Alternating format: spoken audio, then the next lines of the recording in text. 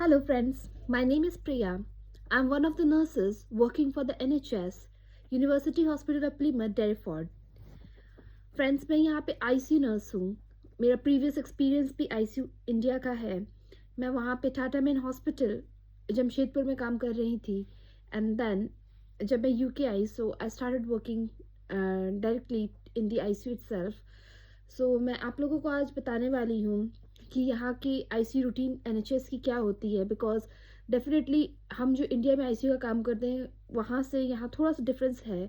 सो मैं ये वीडियो उन नर्सेस के लिए बना रही हूँ जो कि मेरी तरह इंडिया से ट्रैवल कर रही हैं and they gonna start working in the ICU very soon.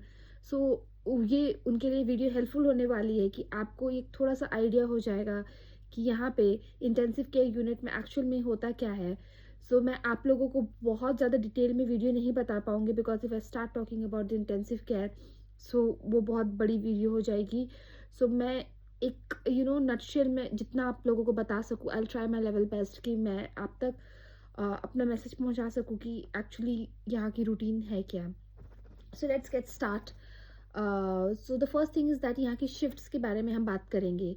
सो मैं जिस ट्रस्ट में काम करती हूँ यहाँ पे 4 शिफ्ट्स अवेलेबल होती हैं. Long day, nights, earlies and late evenings. So long days होती हैं that is 12 hours of shift. आपको 7:30 मॉर्निंग अंटिल इवनिंग 7:30 तक शिफ्ट करनी होती है. एंड नाइट्स होती है 7:30 इवनिंग नेक्स्ट मॉर्निंग 7:30 की. अर्लीज होती है 7:30 मॉर्निंग से until 2 PM in the afternoon.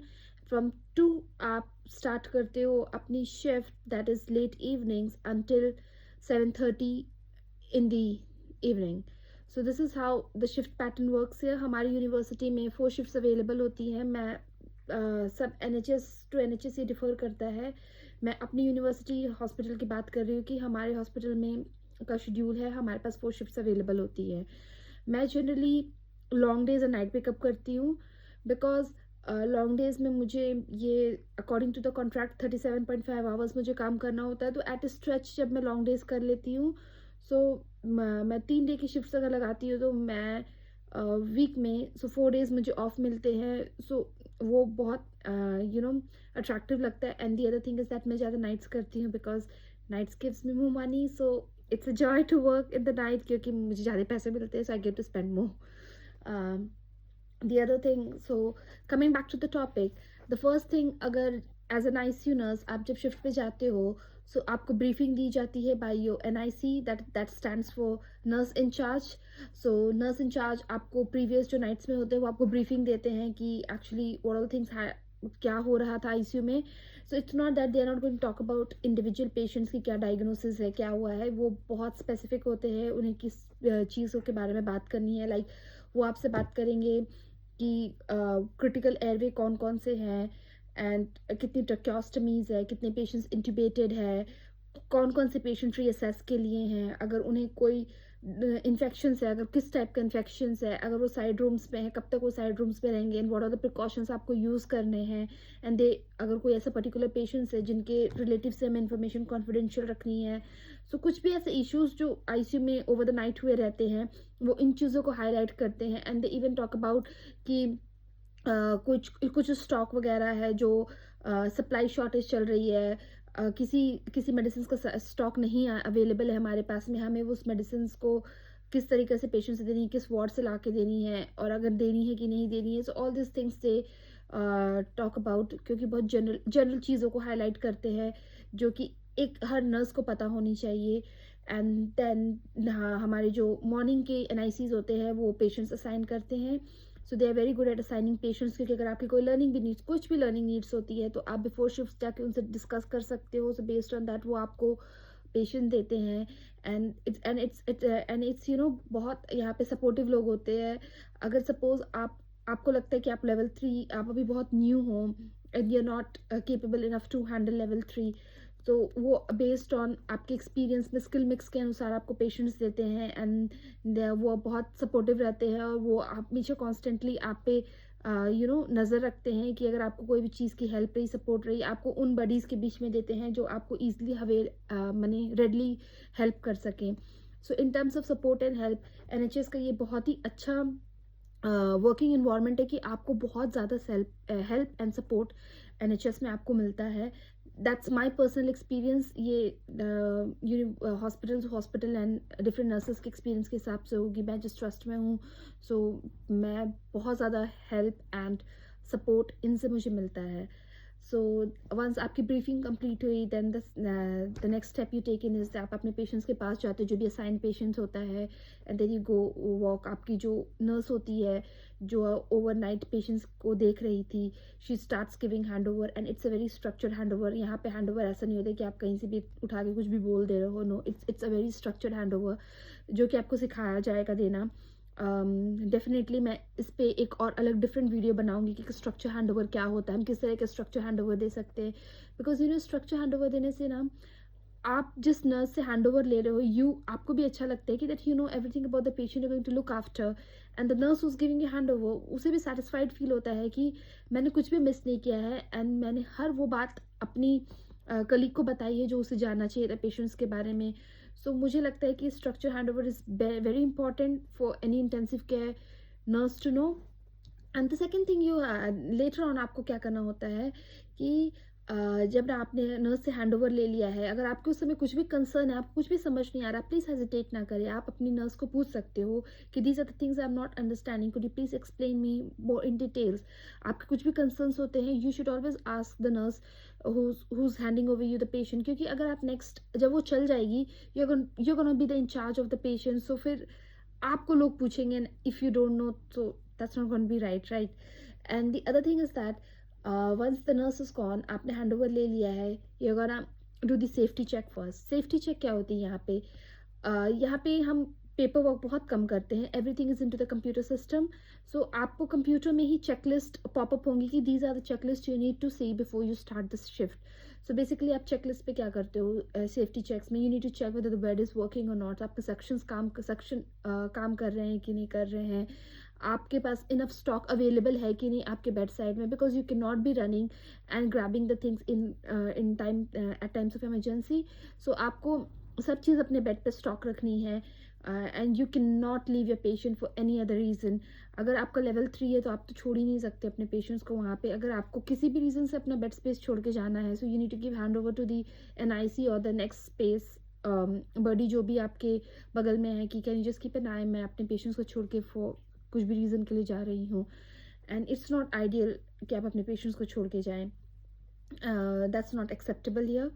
And then आपने जब चीज़ें स्टॉक कर ली हैं, एंड यू हैव चेक्ड कि आपके पास में एम्बू बैग है, आपका ऑक्सीजन मोर देन हाफ है, oxygen cylinder, and then you have checked कि आपके फ्लो मीटर्स काम कर रहे हैं बेड साइड पे, यू हैव चेक्ड कि आपके पास में बेन सर्किट है, बिकॉज इन केस अगर किसी भी रीज़न से पेशेंट वेंटिलेट करना बंद कर दिया है, the very first thing you do is that you start bagging the patients, तो जिसके लिए आपके पास बेन सर्किट हमेशा बेड साइड पे अवेलेबल होने चाहिए।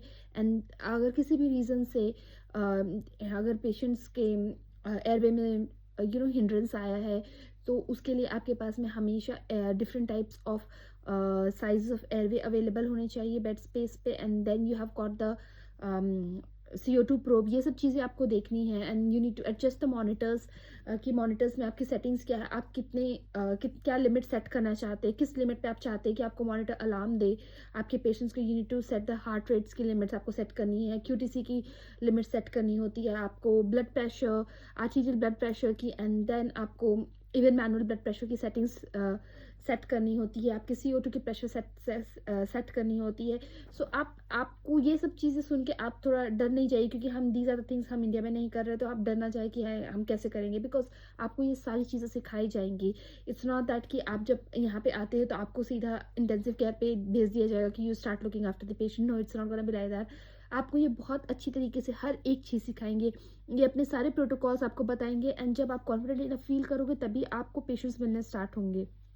And then once you have check the safety check, इन सेफ्टी चेक्स के बाद में आपको कंप्यूटर में डॉक्यूमेंट कर देना है कि this is what I have checked and all things are working, इसमें कुछ इश्यूज़ नहीं है। अगर कुछ इश्यूज़ है, सो आपको हमेशा अपने लाइन मैनेजर को रिपोर्ट करना है देन एंड देयर कि इमरजेंसी के वक्त आपको लोग देखें ना कि you haven't checked, so it's better कि आप उन्हें बता दें।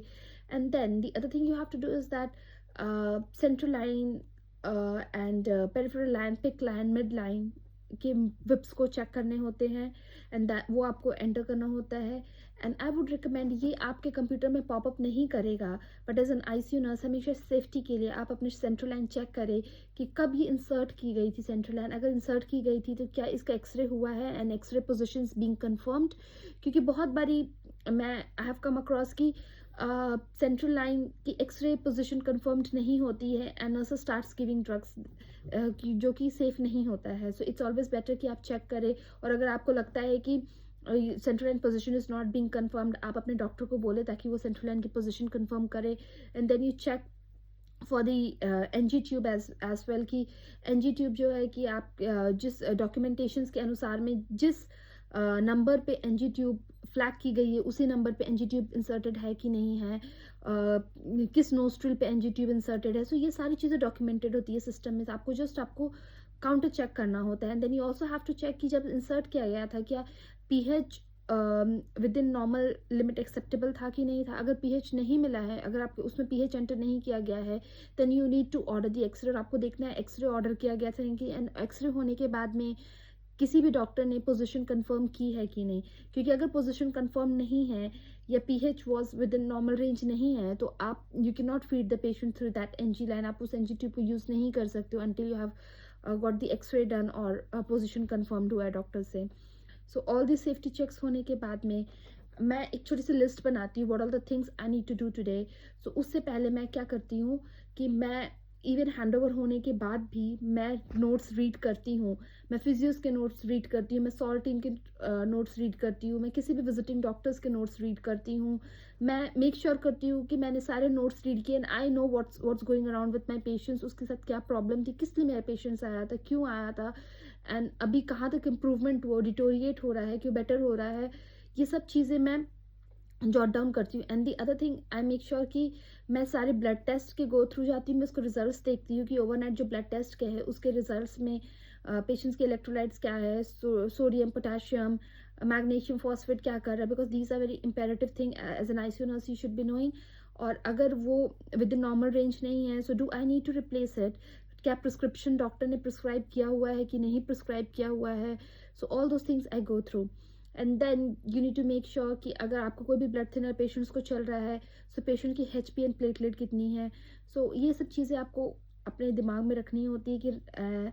And then the other thing you will be looking for is that patients का फ्लूइड बैलेंस क्या है, नेगेटिव है, पॉजिटिव है, न्यूट्रल है, पेशेंट्स को और फ्लूइड्स चाहिए कि पेशेंट्स का फ्लूइड हमें विड्रॉ करना है क्या। ऑल दोज थिंग्स आपको नोट्स बनाने हैं। एंड आफ्टर सीइंग, आप जब नोट्स देख लेते हो, आप ब्लड रिपोर्ट्स देख लेते हो, आप अपने ब्लड गैसेस देख लेते हो, आप अपनी फर्स्ट इनिशियल एबीजी कर लेते हो ऑन द शिफ्ट जब आप जाते हो, आपको अपने पेशेंट का PO2 CO2 सब आपने चेक कर लिया होता है। Then what the other thing you do is that आप नोट्स बनाते हो स्मॉल की what are the things I need to ask during the round, मुझे राउंड में क्या क्या अपने डॉक्टर्स को पूछना है। देन पता है वो टू वे कॉन्वर्सेशन हो जाती है, आप अपने डॉक्टर्स को अपने कंसर्न बताते हो। यहाँ के डॉक्टर्स बहुत सपोर्टिव एंड अच्छे होते हैं, and like they do discuss with you the things, क्योंकि इनका यहाँ के डॉक्टर्स का कहना होता है कि ये नर्स जो होती है वो 12 आवर्स पेशेंट्स के साथ रहती है, तो शी एग्जैक्टली नोज कि पेशेंट्स के साथ क्या हो रहा है। So they trust you and you start talking to them कि हाँ ये दीज आर माई कंसर्न, इस चीज़ पे मुझे काम करना है। एंड उसके बाद डॉक्टर्स अकॉर्डिंगली आपको वार्ड राउंड्स पे प्रिस्क्रिप्शंस देते हैं या फिर ऑर्डर्स देते हैं, what all things needs to be done, and then you start carrying out your ward rounds. फिर उसके बाद बेसिक रूटीन चेक्स होते हैं, लाइक अगैन आपको अपने IV चेक्स करने होते हैं। Then you need to position the patient, आपको उसकी स्किन चेक करनी होती है, ब्लांचिंग है कि नॉन ब्लांचिंग है, यू नीड टू सी कि catheter care is being given और नॉट बीइंग गिवन। फिर आपको ये भी चेक करना होता है कि आपने एस्पिरेशन 6 आवरली, पेशेंट्स हमारे ट्रस्ट में ये 4 आवरली था, ये अभी रिसेंटली चेंज होकर 6 आवरली हुआ है। तो आपको देखना है कि पेशेंट्स के एस्पिरेशंस थ्रेशोल्ड क्रॉस तो नहीं कर रहे हैं, कि मेरे पेशेंट फीड ऑब्जर्व कर रहा है कि नहीं कर रहा है। And then the other thing you need to see is that कि आपका पेशेंट का feed according to the dietitian run हो रहा है कि नहीं रन हो रहा है, या फिर वो हमारे कंप्यूटर सिस्टम में एक फीड कैलकुलेटर होता है। Then you have to see कि BMI के अकॉर्डिंग, हाइट वेट के अकॉर्डिंग पेशेंट फीड रिसीव कर रहा है कि नहीं कर रहा है। So all this are the checks जो आपको पढ़ाए जाएंगे यहाँ पे आने के बाद में, you have to do it.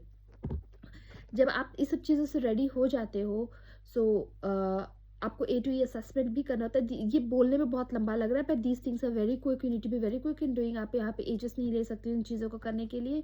You need to do the A to E assessment right after the safety check you have done it, but I wouldn't be able to explain you A to E assessment in details, क्योंकि A to E खुद में एक अलग chapter है। सो वो मैं कभी अलग वीडियो बनाऊंगी कि ए टू ई हम क्या करते हैं, क्या क्या चीज़ें आती है ए टू ई के अंडर में। So I would just tell you in a very short कि A stands for airway, B stands for breathing, C stands for circulation, D stands for disability, and E for exposure.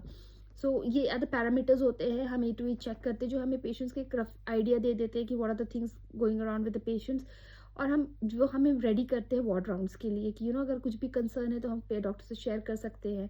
And it's not that कि अगर आपको कुछ भी लग रहा है कि something is not going right with your patients और वो आपको अभी तुरंत की तुरंत आपको अपने डॉक्टर को बताना चाहिए, then you do not have to wait. आपको देन एंड देयर अपने पेशेंट डॉक्टर से शेयर करनी चाहिए कि आई हैव अ कंसर्न। सो इस तरह की चीज़ें हैं। And then you do not have to worry अगर आप as an intensive newly intensive care ना करना स्टार्ट किया इंडिया से, कि अगर इमरजेंसी में मैं क्या करूँगी if I do not have enough support. So I would like to share my experience. मैं जब यहाँ पे आई थी, जो मैंने अभी रिसेंटली पेशेंट लेने चालू किए थे, एंड माई पेशेंट स्टार्टेड डिसैचुरेटिंग। मुझे इनका प्रोटोकॉल पता नहीं था कि एक्चुअली करते क्या है। So the first thing I have done is that मैंने बेल पुल किया, इमरजेंसी बेल हर बेड स्पेस पे होते हैं, and that I start bagging my patient. तब तक मैंने देखा with in a fraction of time, it was like just very quickly around 20 people were there at my bed space, तो सारे band 7s, band 6 and doctors, and I was like ये कहाँ से आ गए सारे एक सेकेंड्स में। सो अगर आप बेल पुल करते हो you will really get the help, but just make sure कि अगर आपको रियली लगे कि वो इमरजेंसी है then only you pull the emergency bell, so you will get enough support here. And this is how the routine works. फिर lot of things है जो आपको क्लिनिकल जजमेंट के अकॉर्डिंगली भी अपनी एबीजी टाइम टू टाइम करनी है। कोई पर्टिकुलर आपका इसमें फिक्स स्लॉट नहीं होता है कि आपको इतने बजे ही करनी, इतनी आवर्स के बाद करनी। It's all clinical judgement. Then आपको अपनी क्लिनिकल जजमेंट यहाँ पे बहुत अच्छी तरीके से यूज़ करनी होती है। एंड दिस इज़ आपको इंजेक्शंस मेडिसिन देने होते हैं, पेशेंट्स को सिटी लेके जाना होता है, and what all things according to the doctors order, according to the round आप स्टार्ट फॉलो करते हैं। और टाइम टू टाइम आप पेशेंट की पोजीशन चेंज करते हैं, स्किन चेक करते हैं, ड्रेसिंग करते हैं, एंड बहुत सारी चीज़ें होती है। अब वीडियो बहुत लंबी हो जाएगी अगर मैं आपको डिटेल्स में हर एक चीज़ बताने लग जाऊँ। सो देन आपकी शिफ्ट ख़त्म होती है, आप अपने नर्स को हैंड ओवर देते हो, and this is how your day and in the ICU। So I would prefer those who जो सच में इंटेंसिव केयर यूनिट में आना चाहते हैं, please I welcome you all in the UK, क्योंकि इट्स अ चैलेंजिंग जॉब। आप routinely सब कुछ नहीं करते। इट्स नॉट लाइक पता है मोनोटोनस नहीं होता है कि आप रोज एक दिन एक ही सेम चीज़ कर रहे हो। Every day is a new day, every day is a new challenge. आप हर रोज़ कुछ ना कुछ सीखते हो और बहुत मज़ा आता है, क्योंकि एवरी डे यू थिंक यार कितना अच्छा है ना, मैंने आज ये सीखा, मैंने आज ये सीखा, ये भी होता है, ऐसा भी होता है, ऐसा भी होता है। सो आप इंजॉय करोगे इंटेंसिव केयर में काम करना। तो अगर आपको मोर डिटेल वीडियो चाहिए किसी भी टॉपिक पे, UK नर्सेस के बारे में, प्लीज़ डू कमेंट, और आप मुझे इवन DM कर सकते हो अगर आपके कोई भी कंसर्न है। I would be happy to help you और रिस्पॉन्स जब भी मैं फ्री रहूँगी अपनी शिफ्ट से। So I would do that. So thank you for that, आपने मुझे इतना टाइम दिया। So see you guys later, bye bye.